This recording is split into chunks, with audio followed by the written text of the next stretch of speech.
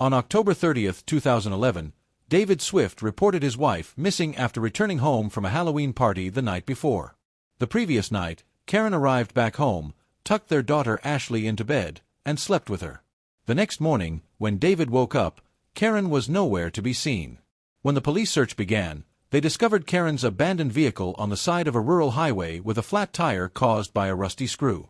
Initially, investigators revealed no signs of foul play in the vehicle or at the Swift residence, but suspicions quickly began to surround David. Karen Swift was a 44-year-old mother of 4 living in Dyersburg, Tennessee. She was cheerful and took on several jobs, such as cleaning houses and working as an aerobics instructor, in order to help support her family.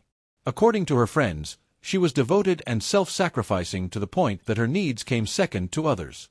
Despite her efforts to maintain stability for her children, Karen's marriage to David Swift was fraught with tension. Karen and David's relationship had a history of infidelity on both sides. David had previously engaged in an affair that resulted in the birth of another child.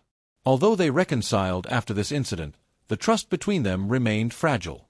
In September 2011, Karen filed for divorce, citing ongoing issues in their marriage. This decision came just 3 weeks before her disappearance. The filing for her divorce marked a significant turning point in their relationship. Karen's decision to seek independence raised tensions at home. David reportedly reacted negatively to the divorce, feeling threatened by Karen's desire for autonomy. On October 29, 2011, David Swift made a significant decision to relocate his family from Arkansas to Dyersburg, Tennessee. This decision was reportedly made independently and rapidly following ongoing tensions in his marriage to Karen. David had secured a job in manufacturing management in Dyersburg and purchased a new home without prior consultation with Karen. The abrupt nature of the move left their eldest son, Preston, behind to complete the school year. This decision to separate the family during such a critical transition raised questions about David's motivation and intentions. Karen saw their new home for the first time while unloading their belongings, an experience that added to the complexity of her situation. As the family settled into their new environment, Karen attempted to adapt despite the rushed transition. She quickly found ways to earn money by cleaning houses and teaching aerobics classes. However, David's controlling nature began to manifest more prominently during this period. Friends noted that he was not keen on Karen working outside the home, which contributed to the rising tensions between them. The move marked a turning point in their relationship. David's behavior became increasingly erratic as he struggled with feelings of jealousy and insecurity regarding Karen's independence. Reports indicate that he began stalking her during outings and confronting her about her interactions with friends. This backdrop of tension and control set the stage for the events that would unfold in the following days. Investigators would later scrutinize these dynamics as they pieced together the timeline leading up to Karen's disappearance. In the early morning hours of October 30, 2011, David Swift contacted law enforcement to report that his wife, Karen Swift, was missing. David expressed concern for her well-being, indicating that he was worried about her whereabouts. This call initiated the formal investigation into Karen's disappearance. David's report prompted police to take immediate action, leading them to gather information about Karen's last known activities and her interactions prior to her disappearance. As part of the investigation, police began searching for Karen Swift. At approximately 3 p.m. on October 30th, officers discovered her white 2004 Nissan Murano abandoned on the side of Millsfield Highway, roughly a quarter-mile from the Swift family home. The vehicle had a flat tire caused by a rusty screw found embedded in it. Upon inspection, law enforcement noted that there were no signs of foul play inside the car. Personal belongings such as her keys and purse were missing. Forensic testing of the vehicle yielded no evidence of blood or struggle. This discovery of the abandoned vehicle raised further questions about what happened to Karen and led investigators to expand their search into the surrounding areas. At home, David claimed that he last saw Karen around 2 a.m. when she returned home with their daughter Ashley after the Halloween party. Ashley had called her mother to pick her up from a friend's house. On their way back, David told the police that both the mother and daughter went to bed shortly after arriving home.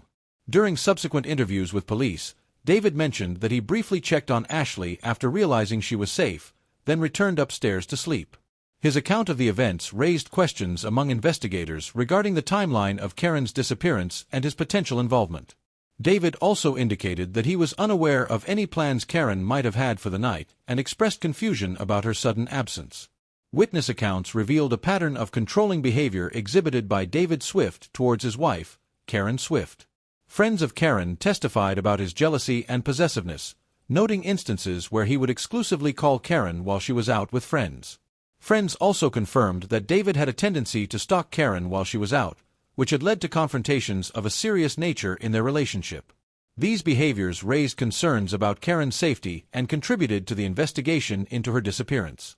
As detectives gathered evidence, they noted the significance of these testimonies in understanding the dynamics of their troubled marriage and David's potential involvement in her fate.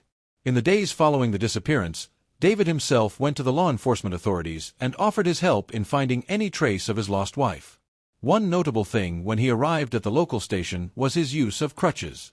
According to him, he had re-injured his knee, which had been operated on a few months earlier. An injury to his knee coinciding with his wife's disappearance, given their troubled marriage, seemed too good to be just a coincidence. On December 10, 2011, a significant breakthrough occurred in the investigation into Karen Swift's disappearance. Human remains were discovered in a cemetery located less than 3 miles from the Swift family home. The discovery was made by 2 individuals, John Robinson and Mark Rickman, who were visiting the cemetery when they stumbled upon the remains. Law enforcement was promptly notified, and investigators arrived at the scene to secure the area. The remains were later identified as those of Karen Swift through forensic analysis. An autopsy was conducted to determine the cause of death. The medical examiner concluded that Karen had sustained blunt force trauma to the head, which was classified as a homicide.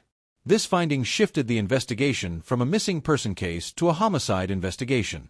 The autopsy revealed that the trauma would have been fatal if Karen had been alive at the time of injury. However, due to the passage of time since her disappearance, determining the exact circumstances surrounding her death proved challenging. Investigators noted that there were no signs indicating that the murder occurred at the cemetery. Rather, it appeared that Karen had been moved there post-mortem.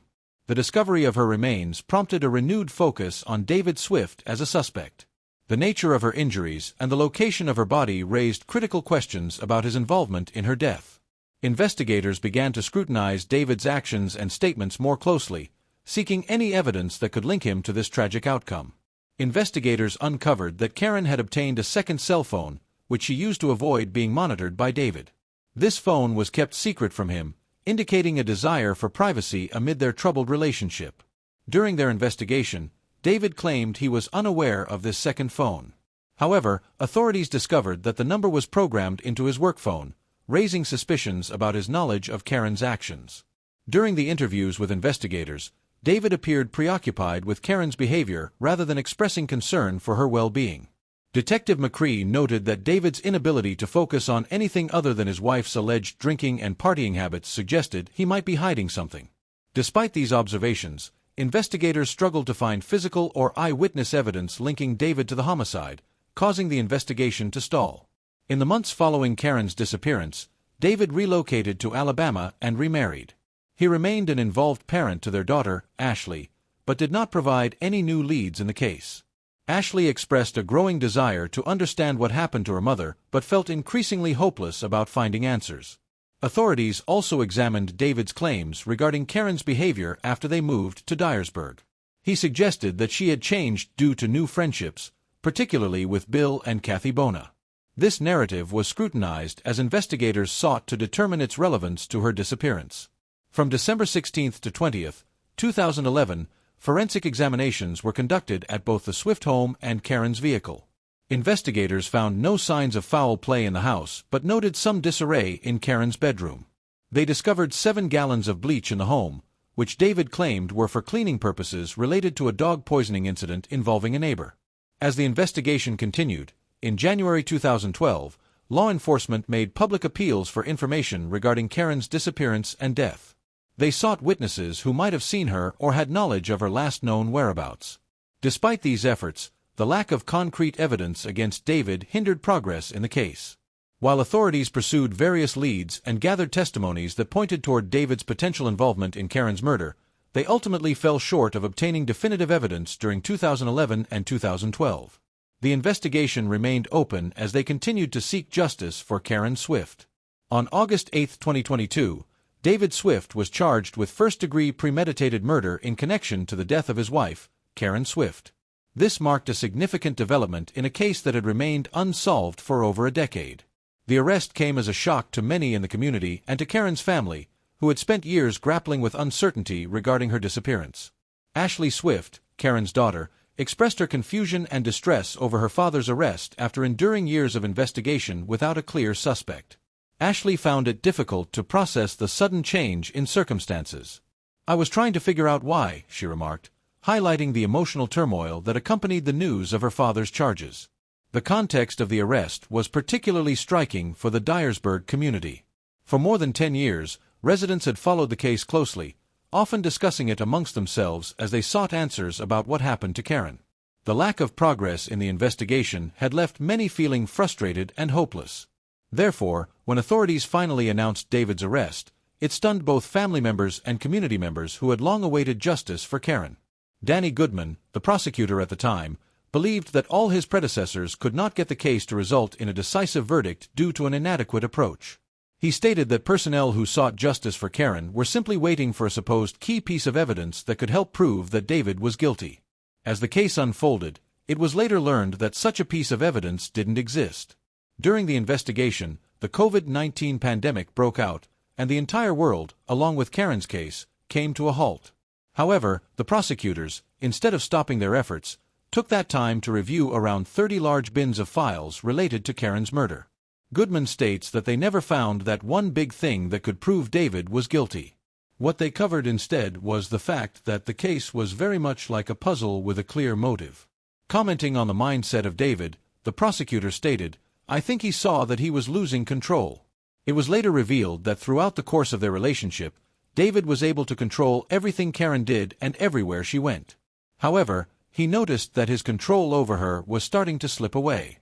In addition to the loss of control, Karen going out for drinks, partying, and an impending divorce all added to his frustration, causing him to plot the murder. The pieces of the puzzle the prosecution put together resulted in a concrete theory of how the murder of Karen Swift actually took place. Sharing the details of the alleged crime, the prosecution stated that the murder took place inside the Swift family home, and then David staged a series of events to make it look like an accident. The event supposedly took place as follows. On October 30th, when Karen got a call from Ashley, she picked her up. Both of them returned home and had fallen asleep beside each other in the bed. From here on out, David moved Ashley into a different room and then proceeded with his intentions by dragging Karen to the garage and violently stomping on her head to make the murder look like the aftermath of an abduction. He loaded Karen's body into the car, then drove to the cemetery where he dumped her body and covered it up to make it look like she had been abducted. In the days that followed, David willingly came to the authorities and volunteered to help find his wife's killer in whatever way possible. The prosecution also stated that he would come to the authorities on crutches to emphasize his inability to drag Karen's body. In addition, he showed that he was using the crutches because he had re-injured his knee after undergoing knee surgery that had taken place in prior months. In addition, the prosecutors also refuted the possibility of Karen actually leaving on her own and being abducted. The fundamental basics for such a claim were that several illogical things had to be true. For instance, Karen would have had to have plans of meeting someone if she was going out on her own, but there was no evidence to suggest such a thing. In addition, if she didn't go out on her own, why would she wake up David by moving Ashley into another room and moving Kelly from David's bed? Another key factor worth considering here is the fact that toxicology reports had shown that Karen had taken Benadryl before going to sleep. Benadryl is a sleeping aid, and if Karen had planned to go out after dropping off Ashley at the house, why would she take a sleeping pill before she supposedly went out? To add more concreteness to their theory of the alleged crime, the prosecutors provided a lot of evidence.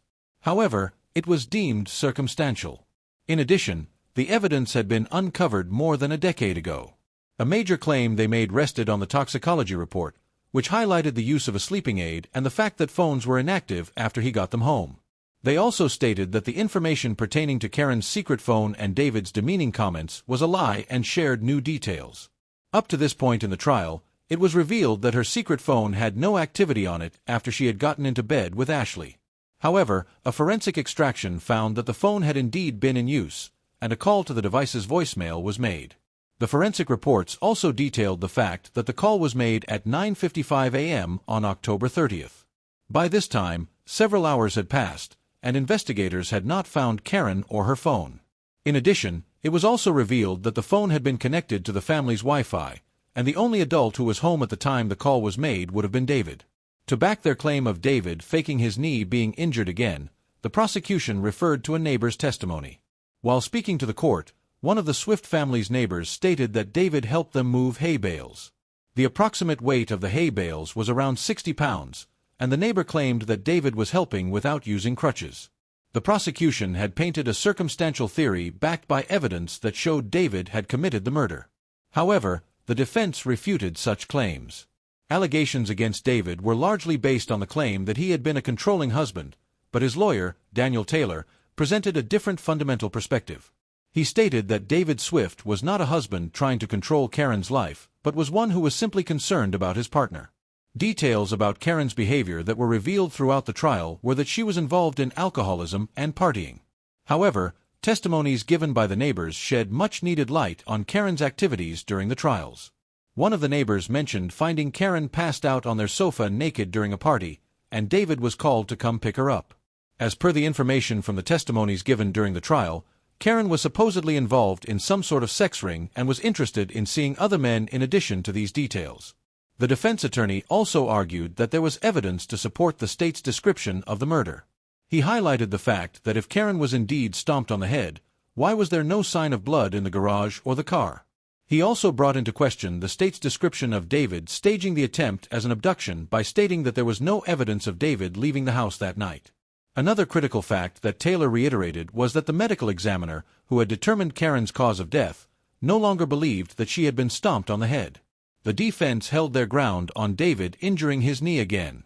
He went on to claim that even if it were to be assumed that Karen was stomped on the head, doing so would have been impossible for David at the time of the murder.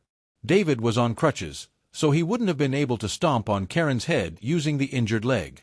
In addition, his injured leg would not have been able to support his own body weight while he attempted to stomp on her with the other one. This claim was further solidified by the testimony of David's physical therapist, who stated that David had had extreme difficulty walking and lifting. The defense lawyer also ruled out the possibility of blood being cleaned up using bleach. The prosecution had cited a picture of bleach near the pool, but Taylor categorized the evidence as insufficient by stating that the murder took place in October and the pool got bleached during that time of year. Ashley had also testified against what the prosecution claimed. She stated that it was her own mother who moved her to a different room. Her reconciliation of the event was called into question, but she stated that she knew it was Karen who moved her because it's natural to know what one's mother feels like. To solidify her testimony, she even went on to say that she is comfortable going to the grave knowing and believing it was Karen. Apart from this, Ashley also believes that her father's injury alone was enough to refute the prosecution's claims of him stomping Karen. She mentioned that Karen was an athletic woman and someone in her father's condition at the time of the murder simply could not move or overtake her. To further emphasize David's innocence, Taylor stated that the phone the prosecution was referring to was based on unreliable evidence and again referred to David's condition and inability to commit the murder. Based on the available information linking the phone to the murder, this does seem a bit far-fetched. It is possible that Karen had forgotten her secret phone at the house because when going out, she would have woken up after taking a sleeping aid. In addition, the defense did claim that David was concerned about his partner. If that claim is believed to be true, it's possible that he made the call to check the voicemail and determine her whereabouts. The weakest aspect of the case against David Swift was the absence of physical evidence. Investigators found no incriminating traces in the house, the vehicle, or on his person. Additionally, there was no murder weapon, leading prosecutors to theorize that David had used his foot despite his visible physical limitations at the time. Throughout the trial, David's defense argued, despite objections from the state, that the charges were politically motivated. They suggested that with no direct evidence tying David to the crime, the sheriff and district attorney, both facing re-election, felt compelled to pursue the case under the political pressure. When the jury returned from deliberations, they delivered an unexpected outcome. David Swift was found not guilty of first-degree and second-degree murder, as well as attempted first-degree and second-degree murder. However, the jury remained deadlocked on the charge of voluntary manslaughter, ultimately informing the judge that they could not reach a unanimous verdict. The indecisiveness pertaining to the voluntary manslaughter allegations eventually led to a mistrial in June 2024. Since then, new developments have emerged in David Swift's case. His ex-wife, Kelly Essman, has come forward with allegations that he stalked her. During an appearance on 2020, Kelly revealed that she met David on a dating site 3 years after Karen's death, and the two married in 2016. In October 2024, the Tennessee Court of Appeals denied a motion for David's legal team to dismiss the voluntary manslaughter charge in Karen's case, to which he pleaded not guilty. This charge will be revisited in a new trial. David remains in custody awaiting trial on the voluntary manslaughter charge while also facing separate stalking charges brought by his ex-wife in Alabama. The complexities of both these cases are being examined as all those involved seek justice.